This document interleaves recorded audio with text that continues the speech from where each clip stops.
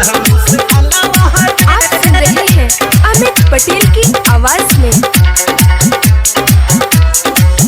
अरे होलिये में नहीं हराइल रे, तबे से ही दिया गराइल रे।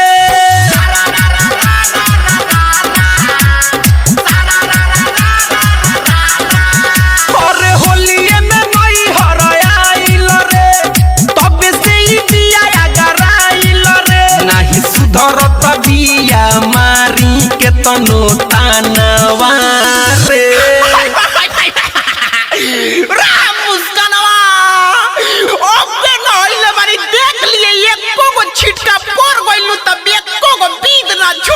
कि नहीं मानतिया होली में कहनावा रे, रंग डालतिया मुस्कानावा रे। नहीं मानतिया होली में कहनावा रे, रंग झोंकतिया मुस्कानावा रे। देख लियो बॉबी, अगर जे देख पर पड़लू तो हम पाकी जोक देम।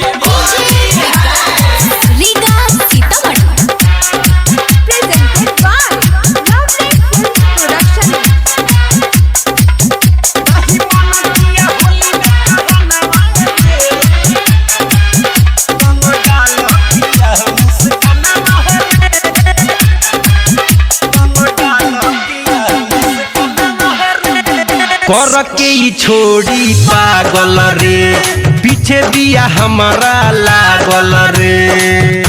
अरे तोरा हम ही मिलतानी रे, होने जाके खेलना। कर के ही छोड़ी पागल रे, पीछे बिया हमारा लागल रे। कबले है एकरा डर से यारवा एने ओने फिरी भागल रे। एकरा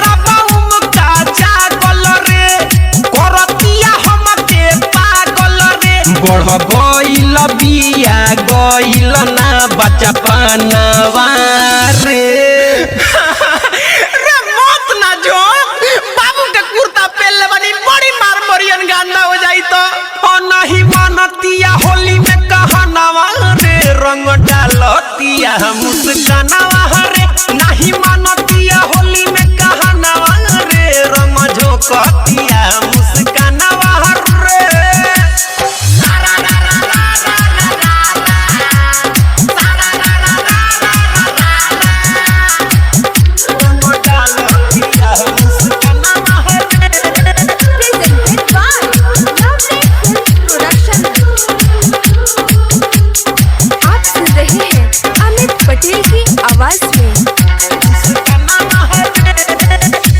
रंग लेके लाल हरियर कारे, पेन्ही के फरा कपियर कारे। उमका जागल बा, होली खेलबू। अरे रंग लेके लाल हरियर कारे, पेन्ही के फरा कपियर कारे। भोरही से गावे गावे घूमत बिया, खोजे पिचकारी बड़ा कारे। दिन भमनाई आज होली रे, कहतिया केहू नहीं बोली रे। जरिए के कर बिगड़ल बारहनवा रे। आओ बबिया, हे दे गोबरे उठैले बानी, मुहे पछापे मुतबे ते मन बिया। हो नहीं मानतिया होली में कहनावा रे, रंग डालतिया मुस्कानावा रे।